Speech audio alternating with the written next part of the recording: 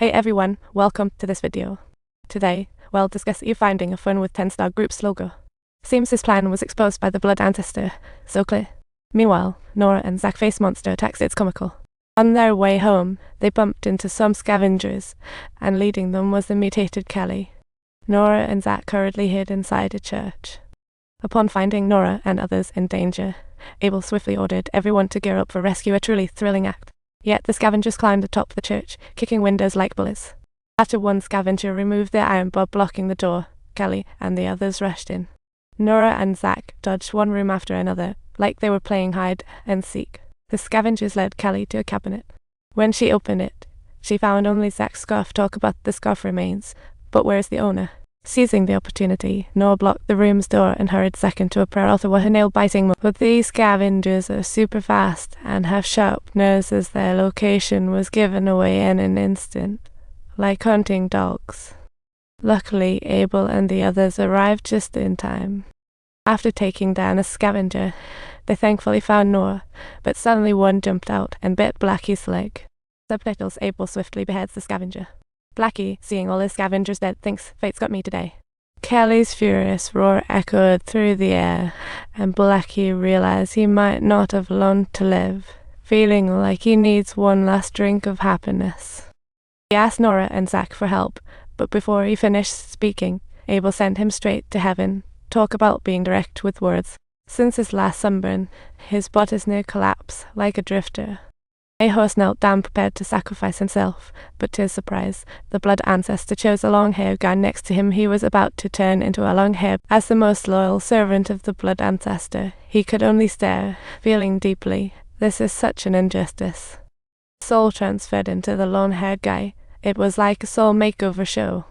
Soon, the blood ancestor fully controlled the new body, and my own.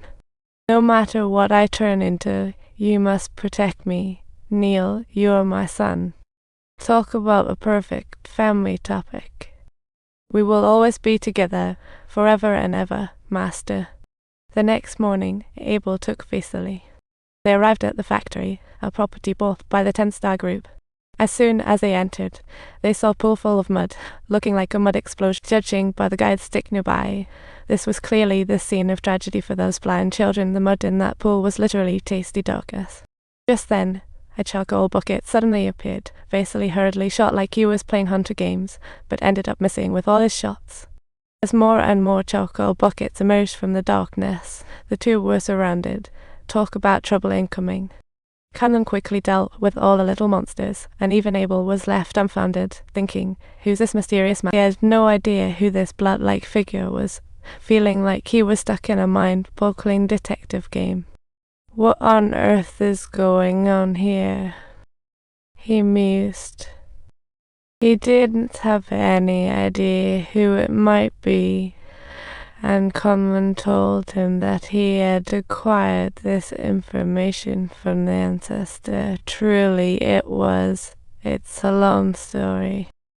You take me to where he's catching them. Hurry. It reminds one of a treasure hunt. Upon learning that the Blood Clan was right here, Abel ordered Vesely to blow up the whole tomb. Truly a massacre. Passing by a room, he saw the former body of the Blood Clan and asked, "What are you up to?" Meanwhile, Vesely set up all the bombs. He found the actual Blood Clan upstairs, who started mocking him. The Blood Clan even mentioned his human mother, which infuriated Cunlin, who charged over ready for a duel. Explosions, debris conveniently blocked Cunlin. Realizing this was all Abel's fault, he swore not to let me intervene in this matter again. A classic case of I've got this handling. An old man in his hundreds teaching a girl how to put on makeup said, to look normal, you've got to have long hair first. He said, overcoming natural jitters is fundamental, and don't forget the colored contacts. Time is everything. With her makeover complete, a pair of elegant-looking ladies stepped out, but under the purple light, it was a total disguise fail. Feeling guilty, Kelly ordered her teammate to sacrifice so she could drive through the checkpoint in style. What a mixed bag of emotions. In the basement ahead, Kelly released the scout hidden in the trunk. It was like pulling out a secret weapon. Meanwhile, Pommel met with the cardinal, planning to buy intel on the fallen light, but the asking price was suddenly 70 gold bars. As a rich person, Pommel didn't hesitate to write a check, but unexpectedly the cardinal suddenly backed out. What an unexpected twist. The cardinal mentioned others wanted to buy it too, and guess what? It was Abel. Abel and Vasey arrived at the church, but the cardinal's price was suddenly 100 gold bars. It was seriously dark humor. Abel agreed immediately, promising to pay within 24 hours, just like a scene from a comedy skit. However, the cardinal saw they didn't look like wealthy folk, and asked them to come back tomorrow. What a ridiculous situation. After coming out, Abel was anxious, thinking if the cardinal really had intel on the fallen light, it would surely be snatched by the Blood Clan like filming it. He and Vasey planned to rope the cardinal first, and that night a horse indeed found her, aiming to turn the cardinal into a vampire. She planned for the Blood Clan to gain all of the cardinal's memories. What a dark agenda. Meanwhile, Abel and his group slipped in quietly through the back door, saw the believers' bodies in the hallway, and realized something was wrong, thinking how. While Aost waited for the transformation, Vasey and the others arrived after a chaotic battle. Abel urgently asked about the whereabouts of the fallen